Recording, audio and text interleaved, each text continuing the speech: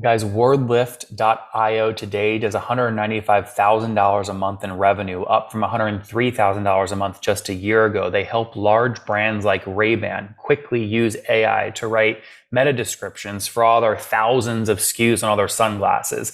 They do that same thing across other brands using their knowledge graph, enabling you to build a real AI strategy and increase human productivity, launching all these descriptions within your own company's voice based off the data you feed WordLift.io. He's got 800 paying customers. He profited $70,000 last month, so really healthy profit margins. Last raise was $800,000 at 5.5 post, and will be looking to do his next round in Q4 this year, Q1 next year, targeting 4 to 5 million at somewhere around a 20 million valuation. Again, scaling nicely with a team of 27 engineers, 5 on the sales side.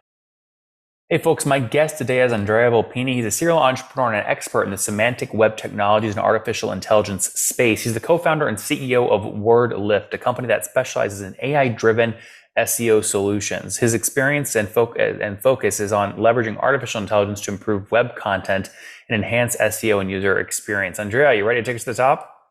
Totally. All right. Super. Well, I'm thrilled to have you back on. We had you on about a year ago. For those that have not heard of WordLift before, maybe describe how a customer is using you today, and then we'll jump into more of the story. Right. So we build knowledge graphs, and these knowledge graphs are designed to optimize content so that search engine can understand what this content is about, get more users, and then we're starting to use this knowledge graph to use generative AI alongside with it, and that's the exciting part. And so what does that mean? Can you maybe actually share a customer name that's using you and tell us how they're using this specifically?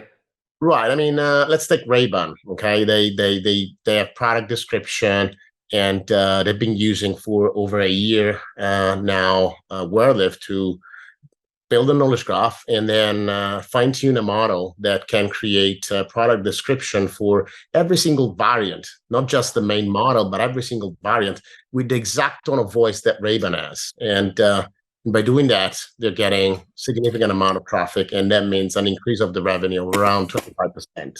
Are they specifically using you, Ray-Ban, to update all the SKU data for all the different sunglasses in terms of like the metadata description for each frame?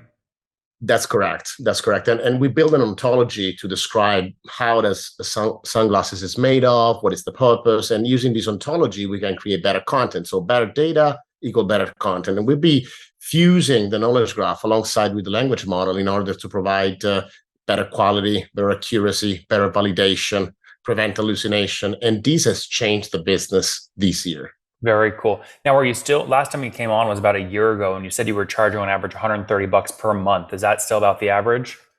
No, really. I mean, we have refocused heavily on the enterprise client. I mean, today, WordLift is a enterprise SEO platform, and so we have a reduced number of clients and a higher ticket. Our average enterprise client, would have 5.3 thousand euro average monthly subscription with us. Okay, so I guess how many? Last time you came on, you told me you had about 1,150 paying customers. It sounds like you have less now, but they're paying more. How many customers today? So we are around 800 clients, and just to give you a few numbers, last year, 2022, we closed at 1.2 million euro. The final number, and in June this year, we've done 1.352. So we went beyond 100% growth in the first semesters, and now the numbers is kind of slightly going down, but we're targeting 2.5 million euro by the end of the year. Okay, so $1.4 million run rate is about 120,000 per month divided by 800 paying customers would mean each one's paying on average about $140 per month. Yeah. But I mean, there is a slight difference between the enterprise batch and everyone else. And we have onboarded clients of the size of Coca-Cola, for example. And so we are working on multiple markets, multiple languages. Mm-hmm. And so, the way in which we're selling the subscription to the enterprise is that we sell by website, per market, per language. And so at the end of the day, you buy WordLift on a URL basis. And starting point can be something like €2 per URL per year. Okay, got it. So it's you sell per URL per language per year.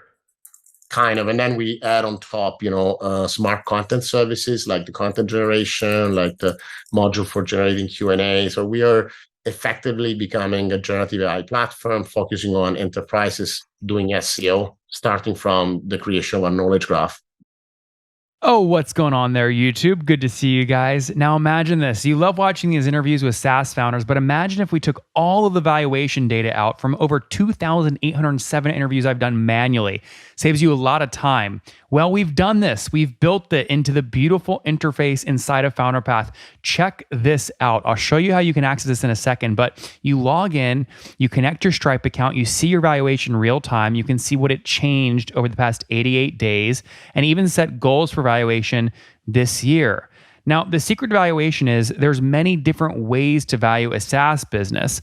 So the reason you're going to see 3 or 4 different valuations inside of your FounderPath dashboard, this is all free by the way, is because depending on who's doing the buying of your SaaS company, you're going to get a different valuation.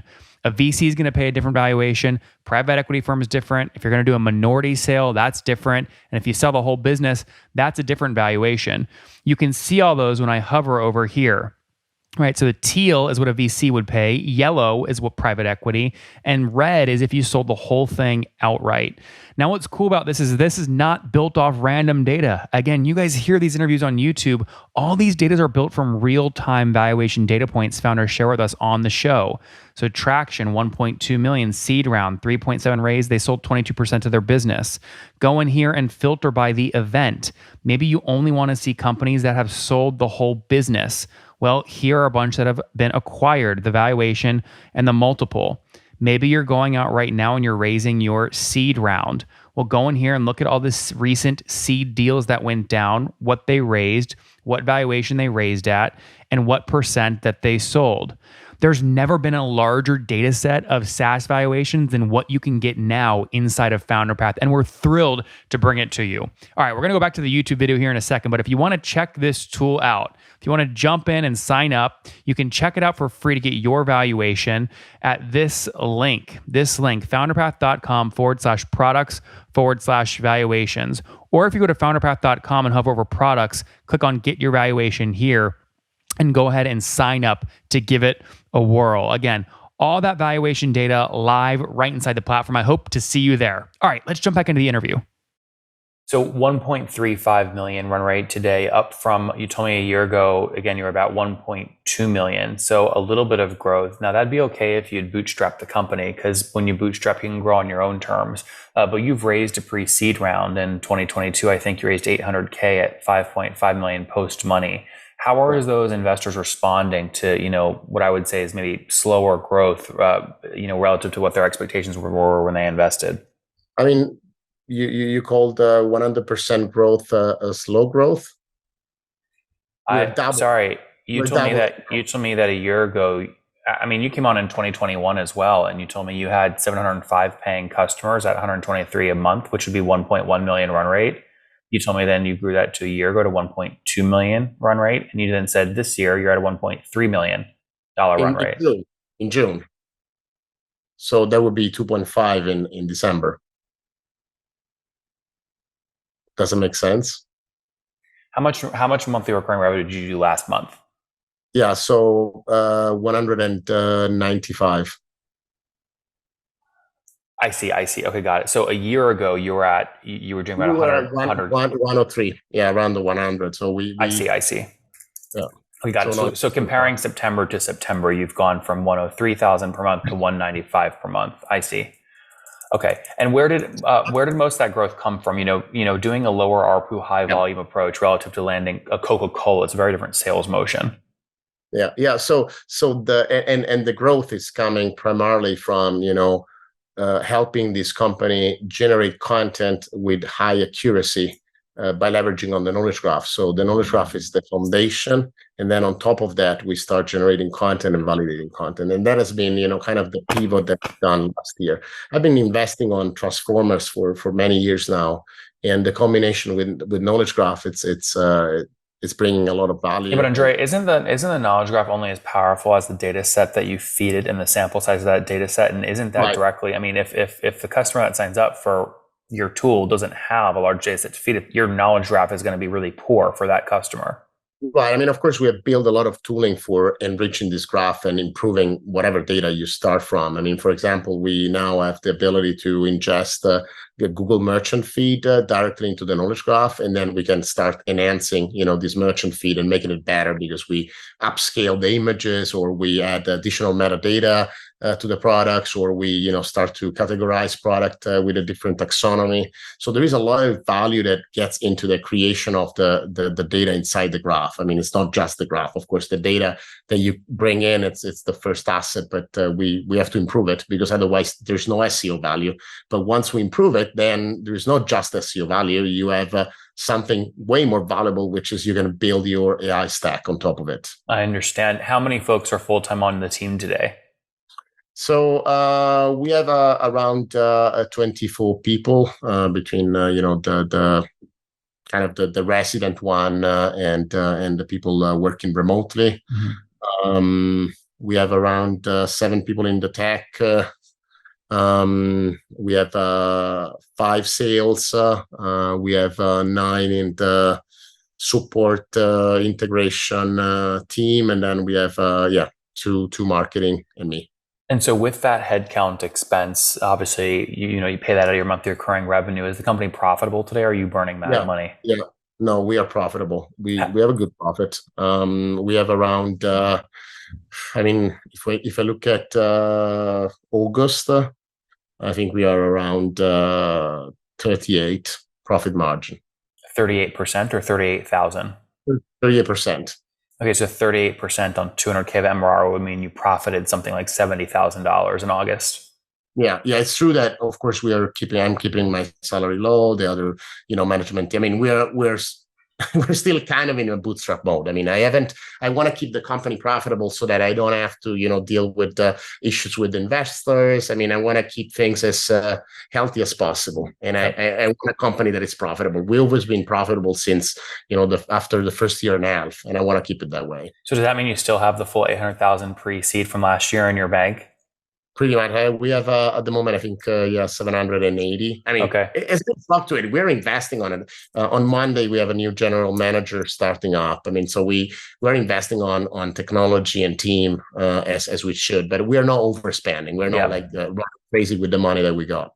And you mentioned your own salary. A lot of founders are not quite sure what to pay themselves. So when you say you pay yourself, quote, a low salary, can I ask what that is and how did you come up with the number? No, you cannot ask. No, but I mean, let's say that if I would go and work on a corporate, I would possibly earn double of what I'm making. Kind of. I mean, yeah, but you own, obviously, are you sole founder? Do you own 100% of the equity? No, I mean, I have another co-founders when we have a team. So, but of course, I have capital. I invest in my company. I'm happy. I'm not complaining about my salary. I mean, it's a balance that I'm choosing because I want to invest in the company. I want to see the value grow, and I want to keep the value for investing in innovation. Yep. So did you and your co-founder split 50-50 at the start? Yeah, pretty much. Okay. Yeah. Okay. And what employee stock option pool did you set up on the seed round? Do they own 10, 20%? So we have around 10% at the moment for that, and I'm planning, if we do a new round, I'm planning to review this number and increase it, and kind of make it more participation from everyone on it. Okay, so investors put an 800K at 5.5 posts last year, which would be about 15% of the company. Employees own something like 10%, and the rest, which is 75%, you and your co-founder kind of split 50-50. With some other small shareholders that I see. You mentioned adding more to the ESOP pool if you do another round. Are you planning to raise additional capital in the next 12 months? Yes. So we see that generative AI, it's a great opportunity. So we saw that we could, double on major client, and there is a significant opportunity because we are at this specific point in time where we have learned that the quality of the data is as important as the language model. Mm-hmm. And so the more we can focus on strengthening the tooling that creates and qualifies the data that we ingest from client, the better the content will get. And Yep. so we want to double on that. And I want to increase the speed. I want to open an office in the US, and I want to have a larger product team. And So how much are you looking to raise, Andrea?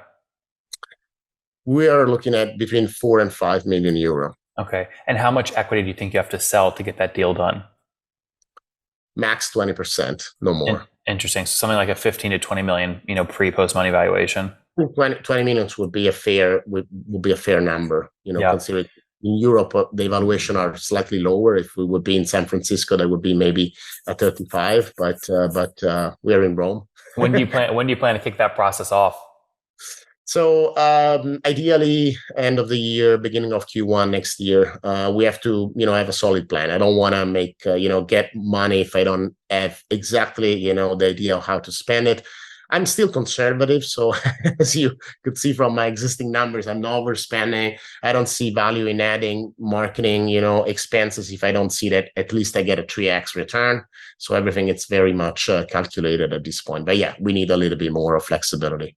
Would you ever consider, keeping your equity instead of selling a bunch in a round? Would you consider using something like non-dilutive capital? Why not? I mean, we discussed it in the past. I'm always looking at growth first. My target is to have a healthy company that it's sustainable enough that, it doesn't overspend, it remains profitable, but at the same time, we have to kill it on the innovation side. And killing on our, in the innovation side, when you deal with very large corporations and you have to work on a technology stack, which is so volatile, like the AI stack these days, we need resources, but yeah, maybe a mix between the two could be. Well, good. On that note, Andrea, let's wrap up here with the famous 5. Number 1, your favorite book. I'm starting to read again The Society of the Mind by Marvin Minsky. This is kind of a major study on how the brain works, and I was passionate when it came out. I think I read it in the 90s, but now I'm rereading it again, and it's so beautiful. Number 2, is there a CEO you're following or studying? I follow several CEO. Of course, I have to follow people like Musk because I use X or X Twitter. But I have a good relationship with the founder of Yoast that we're going to meet next week, and we have I think a great relationship. I can learn a lot from him because he sold the company already. Great. Number 3, what's your favorite online tool for building WordLift?